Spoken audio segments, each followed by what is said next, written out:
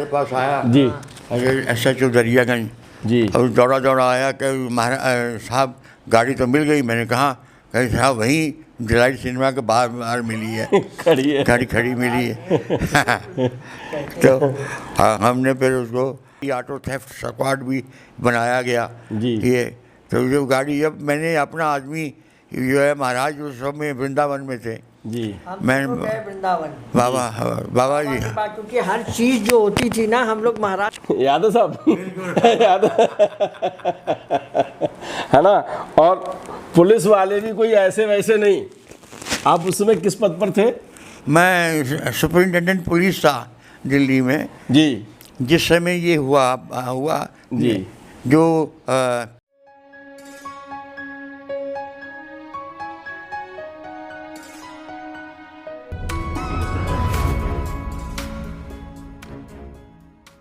आपको आज उस भक्त परिवार से मिलवाते हैं जहां महाराज जी का आना जाना बिल्कुल फैमिली की तरह था।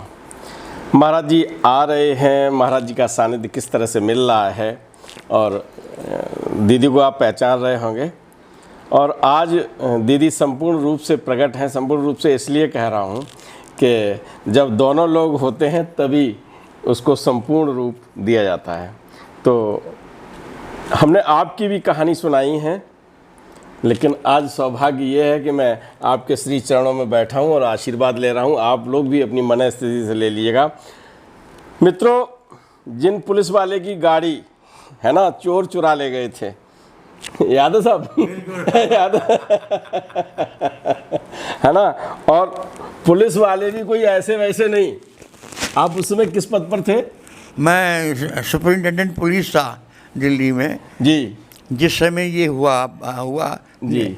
जो आसफ अली रोड पे डिलाइट सिनेमा है जी। उनके मालिक ने हमें नई फिल्म आई थी, सारे परिवार को हमको बुलाया जी। तो हम चले गए। जी। सारी गाड़ी हमने खुद ही चलाई, नई गाड़ी ली थी तो हम जी। किसी ड्राइवर को देते नहीं थे। जी नई फिएट कार उस ज़माने में मिलती भी नहीं थी, जी जी तो गवर्नर कोटा से ली हुई थी। जी।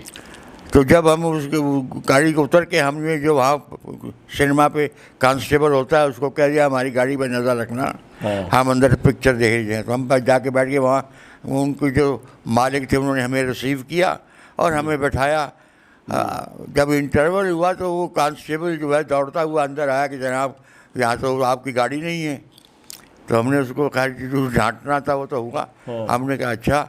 तो उस समय फिर सारी दिल्ली पुलिस में तहलका मच गया कि कप्तान पुलिस की गाड़ी चली गई है, यहाँ लॉ एंड ऑर्डर क्या होगा जी। ये है वो है। तो फिर ये एंटी ऑटो थेफ्ट स्क्वाड भी बनाया गया जी। ये तो जो गाड़ी अब मैंने अपना आदमी जो है महाराज उस समय वृंदावन में थे जी। मैं गए वृंदावन बाबा जी के पास, क्योंकि हर चीज जो होती थी ना हम लोग महाराज से पूछे बिना करते नहीं थे। जी जी। कि अब गाड़ी चोरी हो गई कैसे पूछें क्या करें। तो हम लोग बाबा जी के पास वृंदावन पहुंचे तो महाराज जो थे उस समय तखत पे बैठे थे, तखत पे बैठे थे बाहर ही।